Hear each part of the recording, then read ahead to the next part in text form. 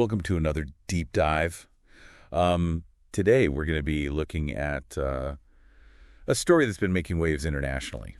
It all started with a little back and forth, between the presidents of Mexico and the U.S. Yeah. But It sounds pretty lighthearted at first. it is, but, there's always more going on than meets the eye. No, absolutely. There are some deeper historical tensions and power dynamics that are kind of bubbling under the surface here. Yeah, and, if you like this kind of deeper dive into history and current events and culture, well, highly recommend checking out the Merida Magic channel on YouTube. Yes. Make sure you like and subscribe for more fascinating content just like this. Great channel. So to set the scene, Yeah. we've got former U.S. President Donald Trump, now back in office after the recent election, suggesting that we rename Okay. the Gulf of Mexico to the Gulf of America. Wow. Now, you might be thinking, wait, what? Yeah, a little bit. And you'd be right to question that. I mean, the audacity of that suggestion is pretty remarkable, wouldn't you say? I mean, the Gulf of Mexico is bordered by multiple countries, Right. not just the United States, and the name is internationally recognized. It's not something you can just, You can't just change it. unilaterally decide to change on a whim. Right. And Mexican President Claudia Sheinbaum was clearly not having it. Her response. She fired back with a proposal of her own, suggesting that the U.S., or at least the Southwest, be renamed Mexican America. That's pretty good. I like that. I know, right? I have to say, Sheinbaum's response was brilliant. And she uses humor and history so masterfully to just expose the flaws in Trump's kind of simplistic view of Mexico. I mean, her retort wasn't just a witty comeback. No. It was rooted in historical fact. She specifically referenced the 1814 Constitution of Apatzingán, Okay. which was drafted during the Mexican War of Independence. Right. And this document actually used the term Mexican America to describe a vast territory Wow. that included much of what is now the southwestern United States. Yeah, she even brought out an old map during her press conference to visually drive this point home. It was brilliant. I love when people use visuals. Yeah. Yeah, it was a really smart move. I mean, on the surface, it seems like just a playful exchange. Yeah. But Sheinbaum subtly challenged U.S. dominance and reminded everyone that history is often more complex than we think. Right. It's a powerful reminder that, perspectives on history can vary widely and that we shouldn't take any single narrative for granted. Absolutely. Now, this name change back and forth wasn't the only point of contention. Oh, really? Trump also claimed that Mexico is essentially run by the cartels. But Sheinbaum quickly countered this, suggesting that Trump might be operating on outdated information. Okay, interesting. Yeah, so she pointed out that Trump might be stuck thinking about figures like former Security Minister Genaro Garcia Luna, Okay. who was convicted in the U.S. for colluding with the Sinaloa cartel. Obviously, that wasn't a great look for a government supposedly free from cartel influence. But Garcia Luna is long gone. Right. Exactly. Sheinbaum was firm in her assertion that in Mexico, the people rule, pushing back against this narrative of a country completely overrun by cartels. Oh. But I do wonder, is it really that simple? I mean, of course, the power and influence of cartels in Mexico is a complex and ongoing debate. Yeah. While they definitely pose a real challenge, Sheinbaum is emphasizing the Mexican government's efforts to combat them. Okay. She's highlighting a different narrative. Right. One where the Mexican government and its people are actively working to address this complex issue. So it's not just a black and white situation. Exactly. It's important to recognize all the nuances and different perspectives at play here. For sure. This whole back and forth between the two leaders definitely has the potential to impact U.S.-Mexico relations, especially considering some of Trump's past rhetoric and actions towards Mexico. I mean, let's not forget about the border wall and the tariff threats. Oh, yeah. No, you're absolutely right. Those actions definitely created a lot of tension. Yeah. However, Sheinbaum has expressed optimism about maintaining a good relationship with the U.S. during Trump's second term. Okay. She emphasizes the importance of mutual respect and collaboration, not subordination. Interesting. It suggests that she's willing to work with the U.S., but not be bullied or dictated to. Right. She's drawing a line in the sand. It sounds like she's aiming for a more balanced partnership. I'm curious to know more about how she envisions that working in practice. Well, she actually highlighted the relatively good relations between Trump and former President Andrés Manuel López Obrador as a foundation for this continued partnership. Okay. There's a sense that despite the rhetoric, a basis for mutual respect already exists. That's an interesting perspective. I guess time will tell how this all plays out. Absolutely. And keep in mind the seemingly simple exchange about names and cartels actually opens a window into a much deeper issue. Which is? How history is often used as a political tool. Ooh, that's an intriguing thought. You definitely piqued my curiosity.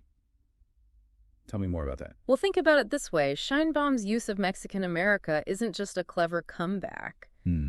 It's a strategic move to remind everyone of a time when Mexico's territory was much larger. Right. By drawing a direct line back to that history, she's subtly challenging the idea of the U.S. as like a fixed, unchanging entity.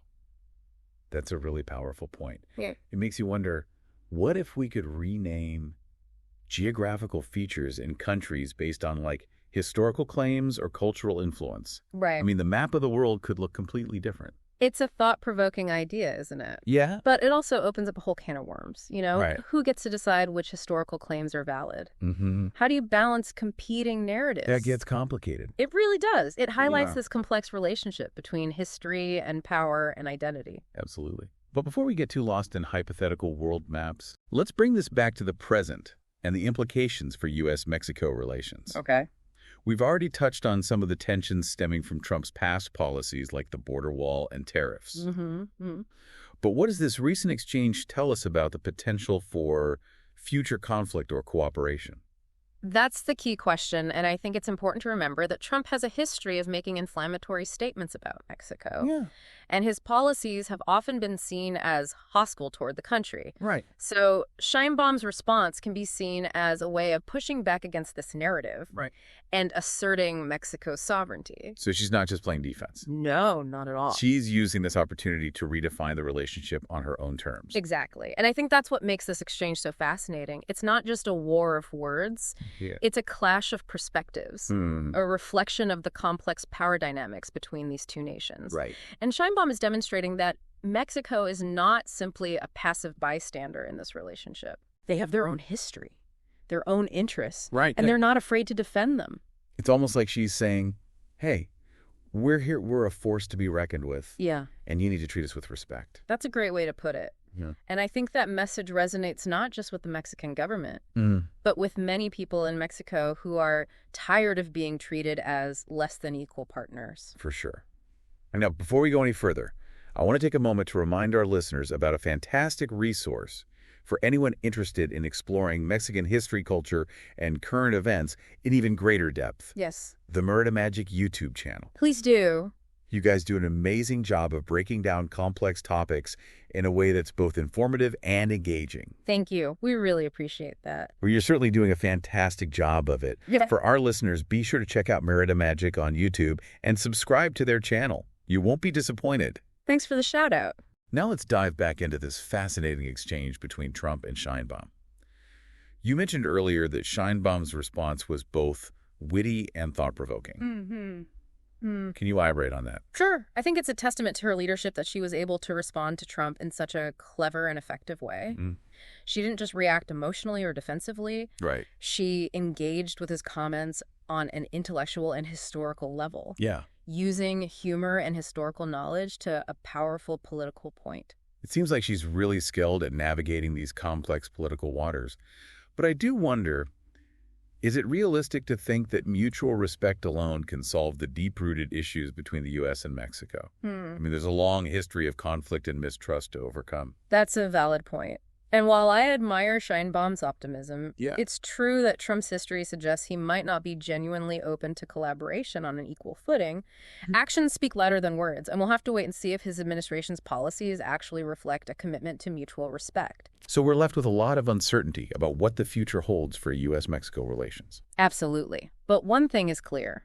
This exchange between Trump and Sheinbaum provides a fascinating glimpse into the complex dynamics at play. We're seeing historical tensions, political maneuvering, and a genuine desire for cooperation all mixed together. Yeah. It's a reminder that international relations are rarely simple or straightforward. It sounds like we'll just have to wait and see how this relationship evolves in the coming months and years. Exactly. And I encourage our listeners to stay informed, think critically about the information they encounter, and form their own opinions about this complex and ever-evolving relationship. Now, before we wrap up this deep dive, I want to circle back to something we briefly touched on earlier. Okay. The 1814 Constitution of Apatzingán. Right. Sheinbaum clearly placed a lot of emphasis on this document when crafting her response to Trump. She did. What else can you tell us about this historical document and its significance? Well, it's important to remember that this Constitution was drafted during a pivotal moment in Mexican history, the fight for independence from Spain. Yeah. It represented a vision for a new and independent Mexico. Mm-hmm. And it laid out the principles of democracy, equality, and social justice. So it wasn't just about territorial claims. No. It was about defining a national identity and a set of values for a new nation. Exactly. And while it was ultimately short-lived, it was replaced by a more centralized constitution a few years later. Mm-hmm. Its ideas continued to influence Mexican political thought throughout the 19th and 20th centuries. Okay, so we've got this historical document that's deeply embedded in Mexican national identity and speaks to core values like democracy and social justice. Right. But how does that connect to the current political climate and the back and forth between Sheinbaum and Trump? That's a great question. And I think it's important to remember that history is never truly in the past. It shapes our present and influences how we understand the world. Right. So when Sheinbaum invokes the 1814 Constitution, she's not just making a historical argument. She's tapping into a powerful narrative about Mexican sovereignty, self-determination, and resistance to external pressures. So it's a way of saying, we've been here before, we fought for our independence and our values, and we're not afraid to do it again. Exactly. And I think that message resonates deeply with many Mexicans, especially in the face of what they perceive as Trump's attempts to undermine their country's sovereignty. It sounds like we'd spend hours unpacking all the layers of meaning and historical context embedded in this seemingly simple exchange between Trump and Sheinbaum. Oh, definitely. But unfortunately, we're running out of time for this deep dive. Okay. Before we wrap things up, though, I want to leave our listeners with one final thought to chew on. Considering how much emphasis Sheinbaum placed on the 1814 Constitution of Apatzingán, right. What other aspects of that document might be relevant to the current political climate? Could there be, further historical parallels or insights waiting to be uncovered? That's a great question. It highlights how even a seemingly simple news story can open a door to a deeper understanding of history and politics and culture. And I really encourage you to explore the 1814 Constitution and see what resonates with you. What connections can you draw to the issues facing Mexico and the U.S. today? It's like a treasure hunt through history. It is. And speaking of treasures, I want to remind our listeners that there's a wealth of information waiting to be discovered. Yes. On the Merida Magic YouTube channel. Definitely. They have tons of videos on Mexican history, culture, and current events. So you're sure to find something that piques your interest. Absolutely. We love Merida Magic. Be sure to like and subscribe so you don't miss out on any of their future content. Great channel. Now, before we sign off, I want to circle back to Sheinbaum's optimism about the future of U.S.-Mexico relations. Okay. Despite the recent back and forth, she believes that Mexico can have a good relationship with the U.S. during Trump's second term. Is that a realistic expectation, or is it just wishful thinking? Well, it's certainly an interesting stance, given, the potential for friction.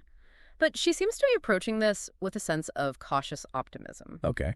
She highlighted the generally good relations between Trump and former President Andrés Manuel López Obrador, and emphasized that a foundation of mutual respect already exists. She also made it clear that collaboration, not subordination, is key for a successful partnership.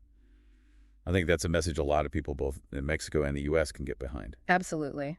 It speaks to the idea of Mexico as an equal partner, not a subordinate to the U.S. It's a message that resonates with the idea of national sovereignty and self-determination. So what does this all mean for the future of U.S.-Mexico relations? It's tough to say for sure, but this exchange between Trump and Sheinbaum gives us a glimpse into the complex dynamics at play. Definitely. We're seeing a blend of historical tensions, political maneuvering, and a genuine desire for cooperation. It's a reminder that international relations are rarely simple or straightforward. It's a constant negotiation, a balancing act between competing interests and perspectives. And it'll be fascinating to watch how this relationship evolves in the years to come. Indeed. And I encourage all of you to keep an eye on these developments, to think critically about the information you encounter, and to form your own informed opinions. It's a reminder that staying engaged and informed is crucial, especially in today's complex world. But I think we've reached the end of our deep dive. It's amazing how much we've uncovered just from a seemingly simple news story. I know, right? It's a testament to the power of curiosity and critical thinking. There's always more to learn, more to explore, and more to understand. For sure. Thanks for joining us on this journey. We hope you've enjoyed this deep dive into the fascinating world of U.S.-Mexico relations. Yeah. And be sure to check back soon for another episode where we'll explore a new topic that's sure to spark your curiosity. Until next time, stay curious.